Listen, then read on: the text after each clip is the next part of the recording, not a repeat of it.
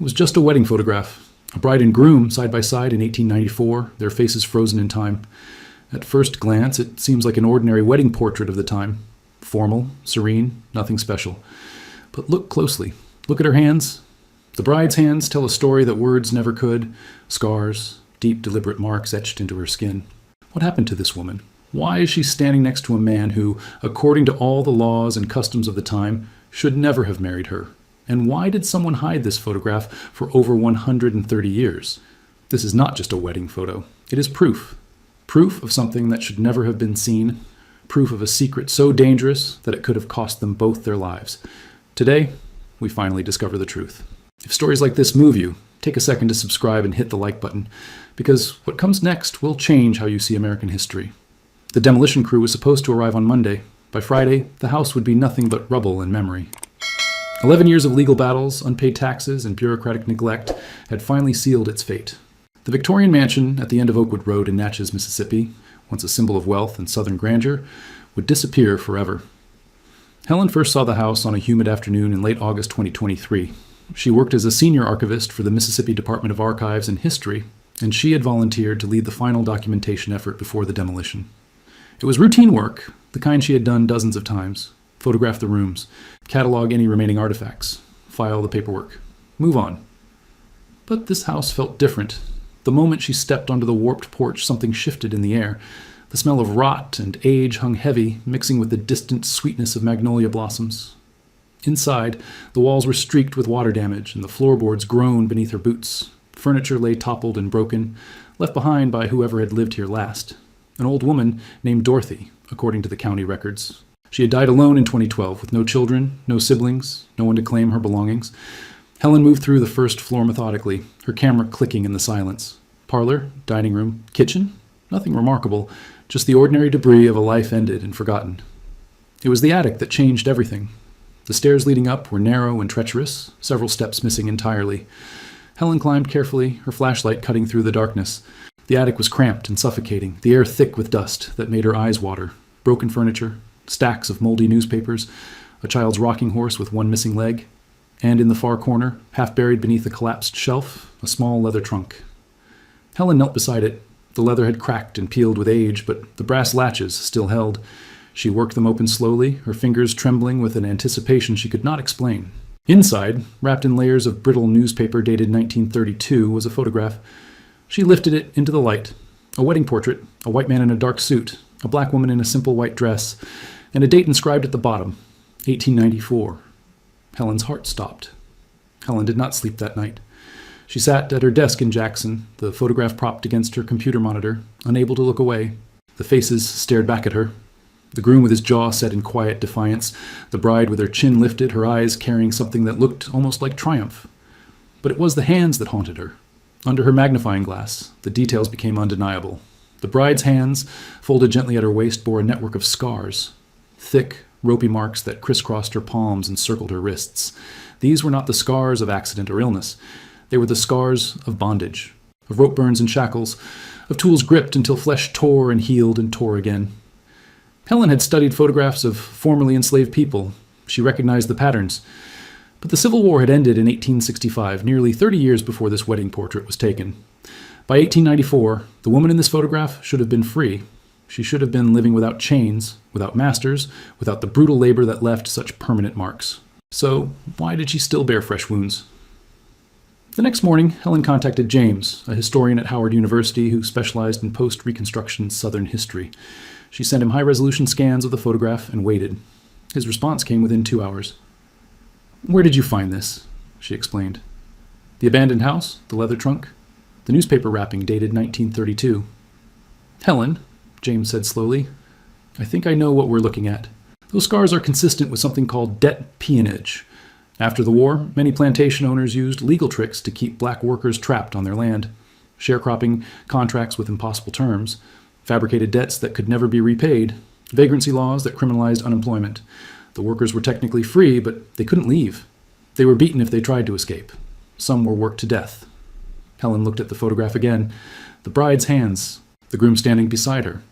"But she married him," Helen said. "She married the son of her captors." "That's what we need to understand," James replied. Who was she? Who was he? And how did they end up standing together in that photograph? The search for answers had begun. The trail began with property records. Helen spent the next 2 weeks buried in the Natchez Courthouse archives, pulling deed transfers, tax filings, and census records that stretched back to before the Civil War. The Victorian house on Oakwood Road had been built in 1887 by a family that had relocated from Virginia after the war. Before 1865, they had owned a sprawling cotton plantation and over 300 enslaved people. After emancipation, the family sold their Virginia land and moved south to Mississippi, where they purchased new acreage and rebuilt their fortune through sharecropping.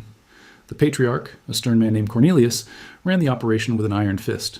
His 3 sons managed the daily labor, collecting debts, enforcing contracts, and ensuring that the workers who lived on the land could never afford to leave.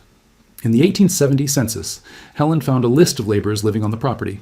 Among them was a girl named Eliza, 12 years old, listed as colored and employed as a domestic worker. By 1880, Eliza was still there, now 22, still classified as a servant, still bound to the same family that had once owned her ancestors. But in the 1900 census, everything changed. Eliza was no longer listed as a servant. She appeared as the wife of Thomas, the youngest son of Cornelius. They had 2 children, a boy named Samuel and a girl named Grace, both classified as mulatto. Helen sat back, her pulse racing. The bride in the photograph was Eliza. The groom was Thomas, and somehow, impossibly, they had married. They had started a family. They had defied every law and custom that should have destroyed them both. But the 1900 census was taken 6 years after the wedding photograph.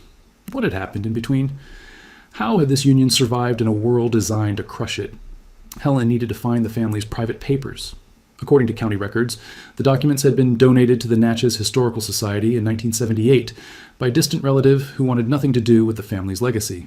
The papers had been sitting in storage ever since, untouched and uncatalogued. Helen made the call that afternoon. The Natchez Historical Society operated out of a converted antebellum home on Pearl Street, its rooms lined with shelves of deteriorating documents and forgotten artifacts. The curator, an elderly man named Walter, led Helen to a basement storage room where 12 cardboard boxes sat stacked against the wall. "Nobody's touched these in 40 years, Walter said. "Good luck." Helen began her work. The boxes contained a chaotic mixture of personal letters, legal documents, business receipts, and family photographs. She organized them by date, photographing each page and building a timeline of the family's post-war activities. The letters revealed the daily operations of their sharecropping enterprise: crop yields, equipment purchases, complaints about lazy workers. In the third box, she found what she was searching for: a bundle of labor contracts, tied together with a faded ribbon. The contracts were printed forms with handwritten entries: names, dates, terms of employment. Each one followed the same pattern. A worker would sign an agreement to labor on the family's land in exchange for housing, food, and a share of the harvest. But the fine print told a different story. The workers were charged for their tools, their lodging, their food, even the seeds they planted. Interest accumulated monthly. If they failed to meet production quotas, penalties were added. If they tried to leave before paying their debts, they could be arrested for breach of contract and imprisoned. It was slavery in everything but name. Among the contracts, Helen found Eliza's. Dated 1867, when she was just 9 years old, the document listed her as the property of the estate, not as an enslaved person, since slavery was now illegal, but as a debtor. Her mother had died the year before, still owing money to the family. Eliza had inherited the debt. She was bound to the land until it was paid. Helen did the math. Based on the interest rates and penalties listed in the contract, Eliza's debt would have taken over 100 years to repay. She had been born into freedom and sentenced to a lifetime of bondage. Thomas was different from his brothers. The letters in the archive painted a clear picture of the family dynamics. The 2 older sons, William and Robert, were devoted to their father's vision. They managed the laborers with cruelty and efficiency, extracting maximum profit while keeping the workers trapped in cycles of debt. They wrote casually about beatings, about punishments, about workers who had tried to escape and been dragged back in chains. Thomas, however, rarely appeared in the business correspondence. When he did, his tone was detached, almost reluctant. He seemed to have little interest in the family enterprise. Then Helen found a letter dated March 1891. It was addressed to a law firm in New Orleans, written in Thomas's handwriting. The subject was debt contracts and the legal mechanisms for releasing workers from their obligations.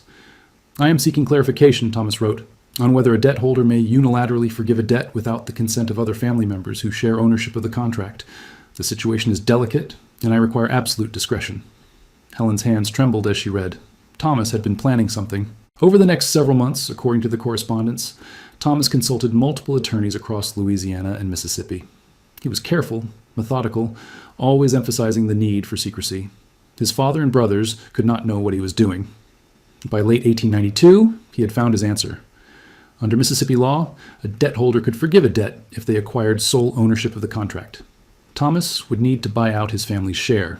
Quietly, without raising suspicion, in January 1893, Thomas made his move. He told his father he wanted to invest in a textile mill in Jackson and needed capital. Cornelius, pleased that his youngest son was finally showing business ambition, agreed to give Thomas his inheritance early, including his share of the labor contracts. Among them was Eliza's. On February 14, 1893, Thomas signed a document that Helen found pressed between two unrelated letters. It was a certificate of debt forgiveness. Eliza was free. Freedom was only the beginning. In 1893, Eliza was 35 years old. She had spent her entire life on the same land, working the same fields, serving the same family. She had never learned to read. She had never traveled beyond the county line. She had never known a single day without the weight of debt pressing down on her shoulders. And now Thomas was offering her something impossible.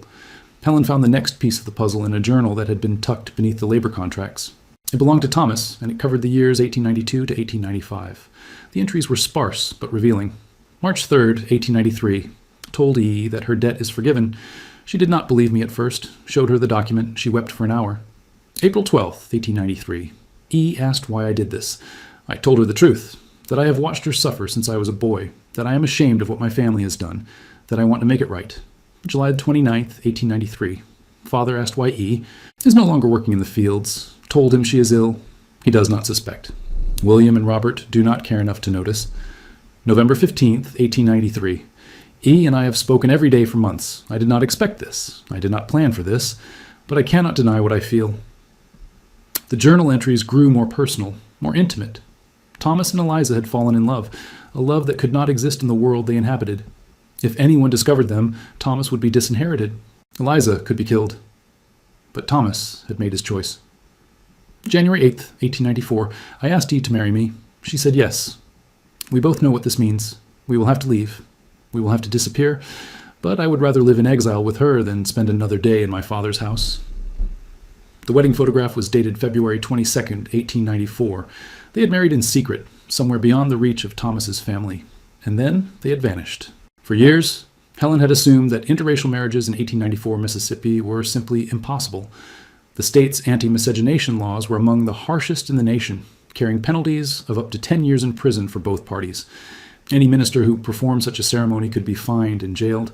Any witness who failed to report it could be charged as an accessory. So how had Thomas and Eliza married? The answer came from an unexpected source. While researching the family's history, Helen had contacted descendants of the Natchez black community, hoping to find oral histories or family records that might mention Eliza. One of them, a retired schoolteacher named Cora, responded with startling information. My grandmother used to tell a story, Cora said, about a woman named Eliza who escaped from a plantation near here. She said Eliza was helped by a white man who loved her. They went north to a place where they could be married legally, Illinois. Helen checked the records. In 1894, Illinois was one of the few states that did not prohibit interracial marriage. The trip from Natchez to Illinois would have taken several days by train, passing through territory where Thomas and Eliza would have been in constant danger of discovery. But they had made it. Helen contacted the Cook County Archives in Chicago and requested a search for marriage records from February 1894. 3 weeks later, she received a digitized copy of a marriage certificate. Thomas and Eliza, married on February 22, 1894 in Chicago, Illinois, witnessed by a minister named Reverend Abraham, who ran a church that served the city's black community. The photograph had been taken that same day. Thomas and Eliza had traveled over 700 miles to find a place where their love could be made legal. They had risked everything, imprisonment, violence, death, for a single piece of paper that declared them husband and wife. But the question remained, what happened next? Thomas and Eliza did not return to Mississippi. The 1900 census that Helen had found earlier listed them as residents of Adams County, Mississippi, with 2 children. But how had they come back? And how had they survived? The answer lay in the final pages of Thomas's journal. After the wedding, the couple had settled in Chicago, where Thomas found work as a bookkeeper and Eliza took in laundry. They lived in a small apartment on the south side, surrounded by a community of black families and immigrants who asked no questions about the pale man with the southern accent and his dark-skinned wife. For 3 years, they lived in peace. Then, in 1897, word reached Thomas that his father had died. Cornelius had suffered a stroke and passed away without ever learning the truth about his youngest son. William, the eldest brother, had inherited the estate and the family business. Robert had moved to Texas. Thomas saw an opportunity. He wrote to William, claiming that he had been living in Chicago for business reasons and wished to return home. He made no mention of Eliza or their marriage. William, who had never been close to Thomas, agreed to sell him a small parcel of land on the outskirts of the old family property, the same Victorian house where Helen would find the photograph over a century later. Thomas and Eliza moved back to Mississippi in 1898. It was a calculated risk. They lived quietly, avoiding contact with Thomas's remaining family. The local black community accepted Eliza as one of their own. The white community assumed Thomas was a reclusive bachelor with unusual household arrangements. Their children, Samuel and Grace, were raised in careful isolation, educated at home, protected from a world that would never accept them. The photograph remained hidden, locked in the leather trunk that Eliza kept beneath her bed. It was their secret, their proof, their promise. The fragile peace could not last forever. In 1904, a local newspaper published an article about miscegenation laws, calling for stricter enforcement against race mixing. The article included a list of suspected violators in the region. Thomas and Eliza were not named, but the threat was clear. That same year, Thomas's brother William made an unexpected visit. Helen found a description of the encounter in Thomas's journal, the final entry before the pages went blank. October 17th, 1904. William came today. He knows. Someone told him about Eliza, about the children.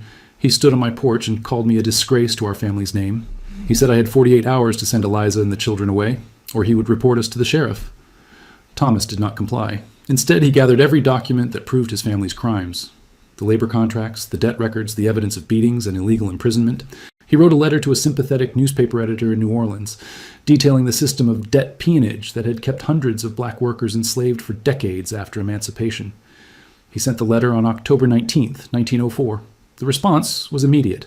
Federal investigators, who had been quietly building cases against debt peonage operations across the South, descended on Adams County. William was arrested. The family's remaining properties were seized. The workers who had been trapped on the land for generations were finally truly free. Thomas was never charged. His cooperation with the investigation protected him and his family from prosecution, but the price was high.